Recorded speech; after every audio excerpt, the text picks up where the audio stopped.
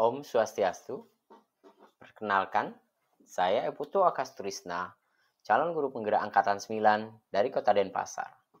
Kali ini saya akan memaparkan koneksi antar materi modul 1.2 tentang nilai dan peran guru penggerak. Refleksi yang saya gunakan adalah dengan model 4P, yaitu peristiwa, perasaan, pembelajaran, dan penerapan atau rencana.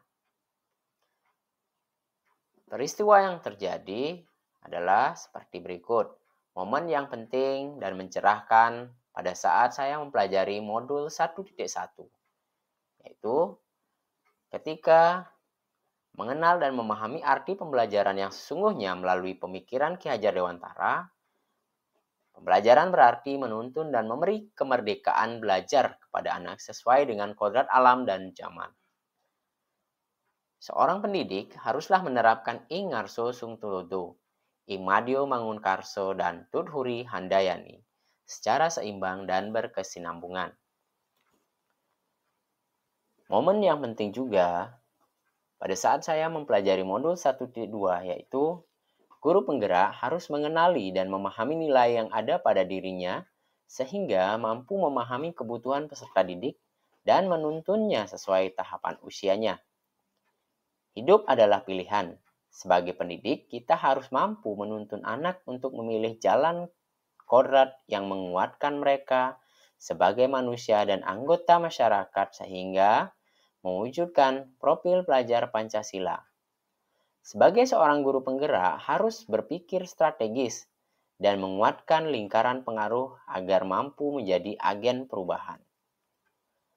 Kaitan antara modul 1.1 dan 1.2 adalah dalam mengimplementasikan pemikiran Ki Hajar Dewantara, yakni mewujudkan pembelajaran yang merdeka dan membentuk profil pelajar Pancasila, maka guru penggerak harus memiliki nilai-nilai guru penggerak, yakni berpihak pada murid, mandiri, reflektif, kolaboratif, dan inovatif. Agar mampu menjadi agen perubahan, maka guru penggerak harus mampu memahami dan menjalankan perannya sebagai guru penggerak dengan baik. Perasaan saat saya mempelajari modul 1.1 dan 1.2. Saat momen itu terjadi, pembelajaran yang saya laksanakan belum sepenuhnya menerapkan pemikiran Ki Hajar Dewantara. Dikarenakan saya masih berpikir sebagai seorang gembala yang kehilangan hewan ternaknya. Sehingga saya merasa tertekan dan membuat saya tergerak untuk memperbaiki pembelajaran ke depannya. Kemudian saya juga tercerahkan dan termotivasi untuk memahami dan mengembangkan nilai-nilai guru penggerak agar mampu menjalankan peran seorang guru penggerak dan menjadi agen perubahan atau agent of change. Pembelajaran. Paradigma pembelajaran ketika saya sudah mempelajari modul 1.1 dan 1.2. Sebelumnya saya beranggapan adalah pembelajaran berpusat pada guru. Ingarso Sung Tulodo, kemudian guru hanya sebagai satu-satunya sumber informasi.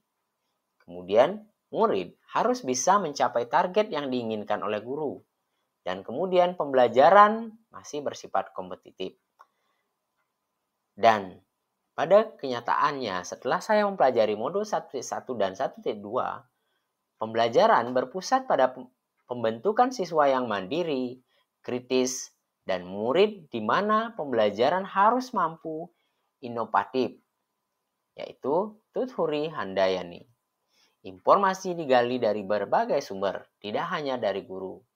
Murid bisa berkembang sesuai dengan bakat dan minatnya. Pembelajaran bersifat kolaboratif, aktif, dan inovatif. Penerapan